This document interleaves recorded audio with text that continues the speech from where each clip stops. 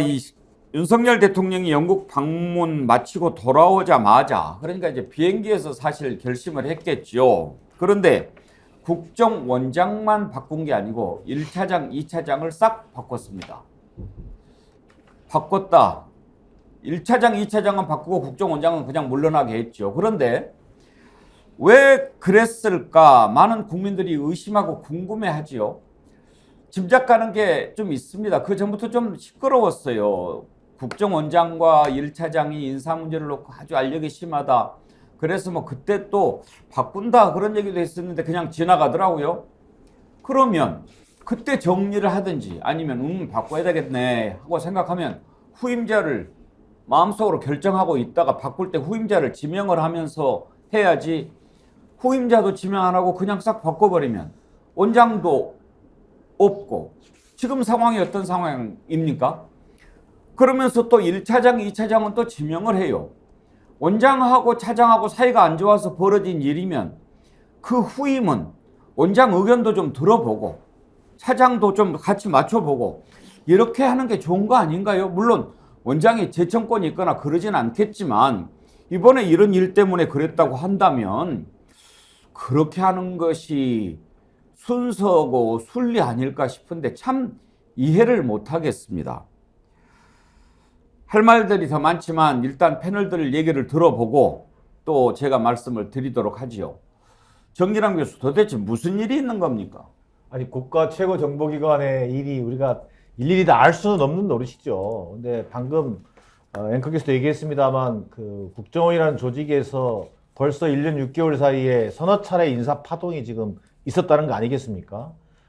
그런 와중에 이제 전격적인 인사 발표를 했는데 이렇게 해서 그만두게 하면 끝나는 거냐는 거예요. 이게 제가 볼 때는 인사를 통해서 그 경질시키는 것이 능사가 아니라 그 원인을 규명을 해서 국민들이 최소한의 어떤 정보를 가질 수 있도록 어떤 그 감찰 이런 것들을 통해서 그 원인을 규명하고 거기에 대한 해법으로 인사를 이렇게 한다라고 하는 것이 제시돼야 그나마 인사에 대한 이해가 좀 높아질 수 있는 것이죠. 지금 윤석열 대통령이 하는 것은 사실상 A, B, C도 적용할 수 없을 만큼 좀 다급하게 이루어질 측면이 커 보인다. 물론 뭐 원장을 본인의 또 측근으로 갈아치우기 위해서 하는 것인지는 모르겠지만 거기에 대한 관심보다는 국정원이라고 하는 최고 정보기관의 이런 그 인사 파동, 알력으로 인해서 국민적 불안감이 커지고 특히 군사적 어떤 그 위기 상황이 고조될 수 있는 상황에서 특히나 이 정보기관의 인사이기 때문에 국민들이 더 우려를 크게 가질 수밖에 없는 상황이다.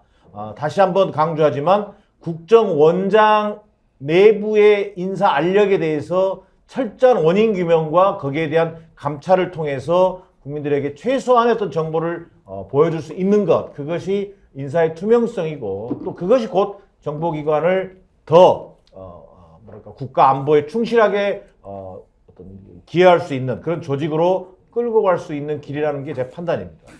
후임자 얘기는 이따가 해보겠지만 지금 김용현 경호처장 얘기가 나옵니다.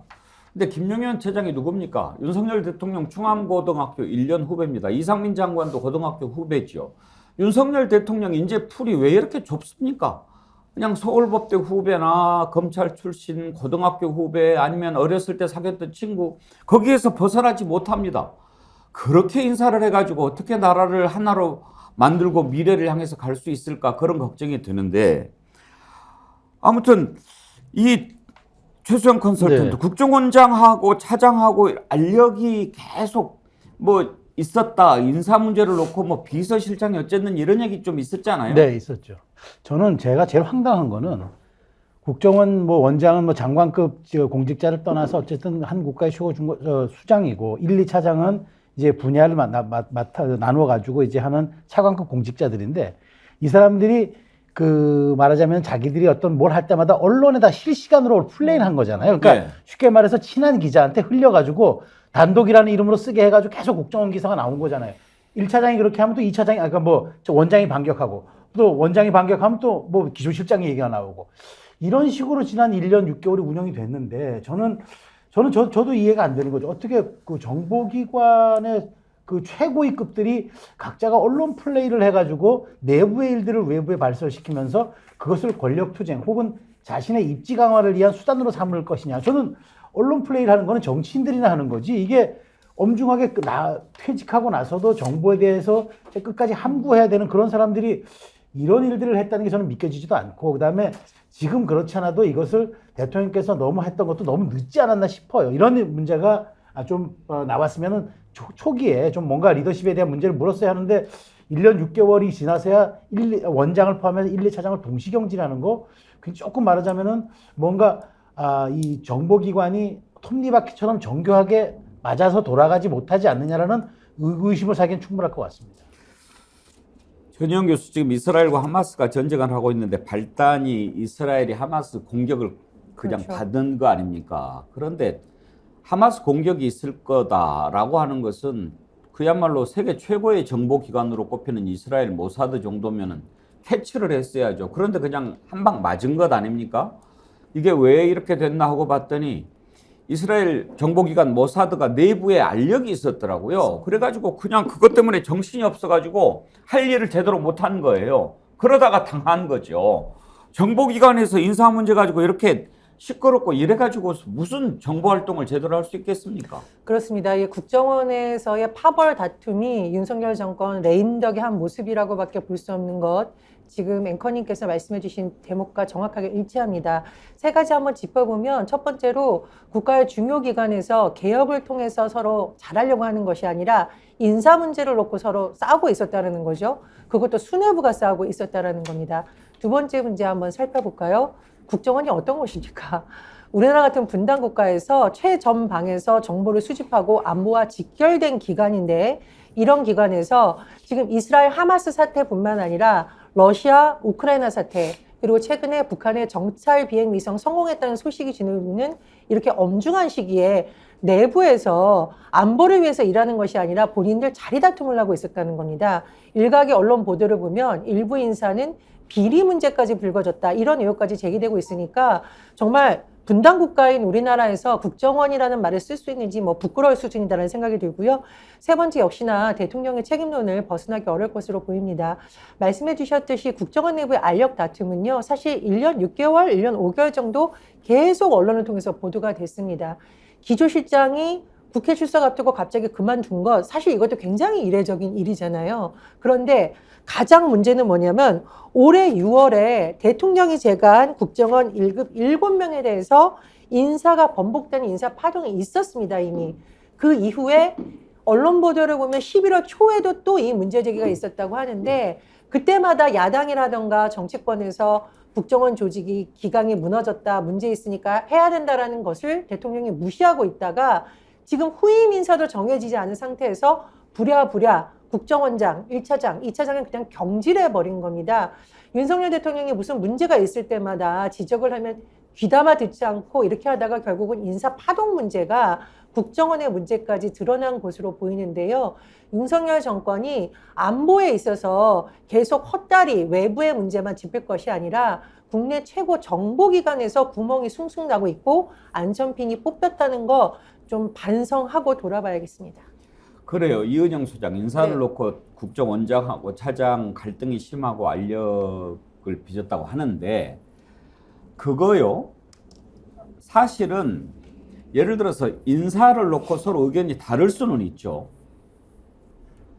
아무리 정권이 바뀌었어도 그동안 쌓아왔던 노하우가 있으니까 이걸 살려봅시다 라고 하고, 아니다, 정부가 바뀌었으니까 싹 바뀌어야 됐다, 이런 걸 가지고 서로 의견이 달랐다면 그건 이해할 수 있어요. 근데 보니까 그게 아니고 이미 작년 9월에 국정원 1급 간부 27명이 퇴직했고 12월 달에는 2, 3급 간부 130명을 직무 배제하거나 한직으로 보냈어요. 그건 뭐냐면 문재인 정부 때 잘 나갔던 사람들, 또 그때 정권에서 일했던 사람들 다 쳐내버린 거란 말이에요.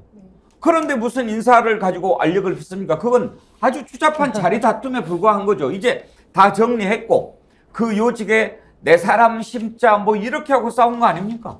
지금 앵커님 지적하신 게 굉장히 맞는 말씀이고 예리한 지적이세요. 제가 이제 틀린 말 합니까? 그러니까요. 그러니까 이게 지금 지난번 작년 9월, 10월에 조성준 기조실장 사퇴하고 나서 1급 100여 명 정도 포함, 1급 포함해서 100여 명 정도가 그때 다 잘려 나갔거든요.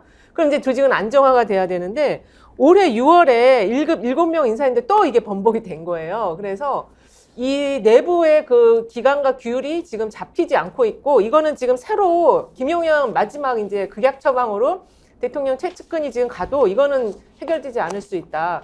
그리고 저는 이제 국민들의 시각에서 볼 때 순방에서 돌아오는 비행기 안에서 이거를 처리했다라는 게 국민들이 받아들일 때는 이 인사의 어떤 갈등, 내부 조직 갈등의 문제라기보다는 순방에서 이번에 이제 순방 나간 게 부산 엑스포 유치에 대한 거였잖아요. 근데 그거에 대한 국정원의 보고가 뭔가 현지 분위기가 좀 달랐기 때문에 더 이게 비행기 안에서 그 인사 버튼을 누른 것이 아닌가. 저는 좀 그렇게 보고 국민들도 아마 그렇게 생각하시지 않을까 싶어요.